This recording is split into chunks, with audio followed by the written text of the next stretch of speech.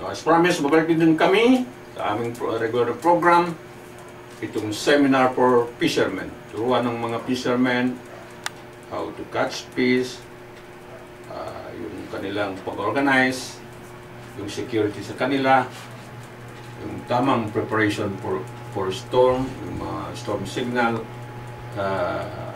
Sige nga, Ma'am Rose, paliwanag mo sa ating taga-subaybay itong programa sa mga fishermen natin.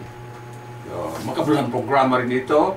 Programa itong national government and local governments ng General Santos City. Please, explain to them. Mga countrymen ko, mga co-Filipinos, anong mga lingwahe, mga Bilaan, mga Cebuano, mga Bicolano, Ilonggo, Ilocano, lahat-lahat ng mga tribo sa ating bansa. Ang daming tribo sa ating bansa. Mga major tribos, walo daw sila. Isa niyan ay mga Cebuano, mga Tagalog, mga Ilonggo, Ilocano. Now, itong about the seminar for fishermen, alam mo, ang number one na hanap buhay ng mga tao sa Jinsan ay fishing. Karamihan ng mga tao dito ay namumuhay sa fishing. At saka, it's so sad to realize na ang dami na kami na-join na seminar on fishing. Problema ang ating fishing dito sa buong Pilipinas ngayon, lalo na particularly sa Jinsan.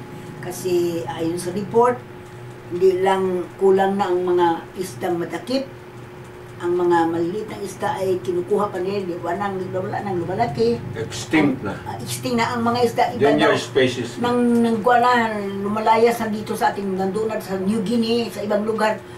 Sabi pa ni Senator Villar noon, I cannot forget that, Senator Villar said, baka naman hindi natin sila pinapakain dito. Kaya nga, lumayas na sa maghanap ng pagkain, mamatay sila, wala isang kabuhayan. So, maybe, pero we are focusing now on the fishermen.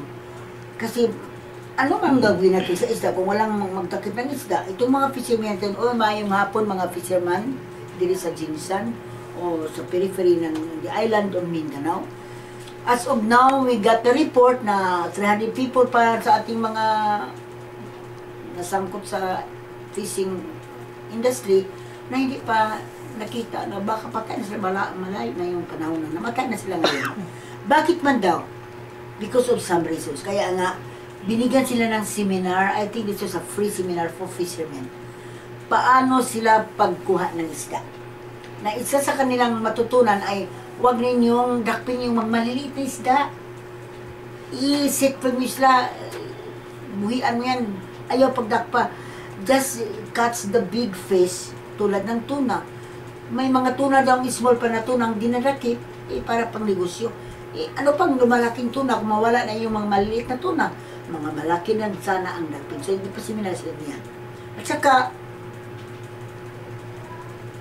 ang security sa kanilang fishing. Kasi kung may sakuna, kung may mga bagyo, bago dumating ang bagyo, dapat may seminar na sila na ganito, ano ang mga sinyal, ano ang sana mayroong ulan, mayroong hangin na mabilis. Bago yan dumating talaga yung bagyo or storm, ay ready na sila lahat. So, giseminar sila niyan. So, talagang in a formal kuan na sa isang grupo ng mga tao na sana ito naman i-follow up. Kasi pag seminar na isang beses lang kahit 3 araw, hindi po yung maintindihan lahat. Hindi, maybe may follow-up seminar on fishing. Kasi kung ang sakuna naman ay darating, na wala naman silang know-how, paano nila salubungin ang sakuna. So kaya nga, how to act kung mayroon ng sakuna. Paano nila salubungin yung sakunang ganyan, halimbawa, strong bagyo o strong wind. At saka itong tamang preparasyon ng mga taong mag-seminar before the storms or the rain come, bago ang big storms, bagyo, o mabilis na ulan. Kung may maliit pa na ulan, antay ka rin kasi barang bibilis yan.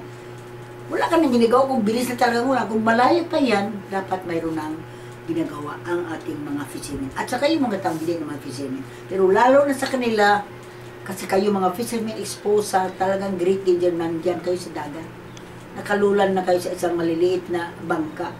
Hindi naman malaking barko yan eh. Madali-madali yan makuhaan sa very strong na alon, no? So kaya nga, yan ang ating syudad na nagtulong sa ating mga fishermen. At lalo naman sa buong Mindanao na saan makita nyo ang lahat ng ating mga fishermen na hanabuhay nila yan, ay dapat sila madipidsahan na hindi naman kung may mamatay na hindi naman maraming mamatay. We are sad, yung mga pamilya ng 300 na hindi pa daw ngayon nakabalik. Ano na kaya nangyari sa kanila? Wala na tayo magagawa kundi mag-pray na lang tayo sa kanila. So, bago ang another sakuna, whether we like it or not, darating talaga yun. Lalo na ngayong panahon ng sagulan, panahon ng hangin na mabilis, tandaan natin yan. So mga fishermen, congratulations kayo na nagsama sa itong seminar na ito. Kasi that's a good preparation for you. The more you are ready for that debacle, you will act on the day when the storms come. At saka itong ikalima, ang ating butihing mayor nagpagawa daw ng isang shrine dito sa Jinsan ng tinatawag na Pablo Victims. Kasi yung Pablo, kung natandaan nyo, yung 2012, hundreds and maybe thousands I think died when this Pablo arrived. Not even speaking of Sindong in Cagayan de Oro. To help our people of Jinsan, lalo na yung talagang natamaan ng mga kapatid, mga parinti nila ay isa sa mga victims na doon sa lugar na nasaan ang Pablo nag-destroy ng mga tao, ng mga environment, ng mga taniman at lahat. Na every time there is a shrine, they will say, to remember the dead, and maybe it will help them to recall the things that those people who have died na nabiktima ng isang bagyong tinatawag na Pablo. And maybe even Sindong, yung Yolanda, kasali na yan. So, congratulations Mayor, saka yung nagbigay ng mga seminar sa mga taong dapat malaman nila ang mga bagay na dapat nilang malaman. And I think this is for free. So itong shrine, I think the government will spend for this to make a shrine that will be for life na yun na magigita ng mga, lalo na yung mga parinti ng mga biktima. So ito. Maraming salamat, Professor Cruz Barrera. As promised, let's do the break for a moment.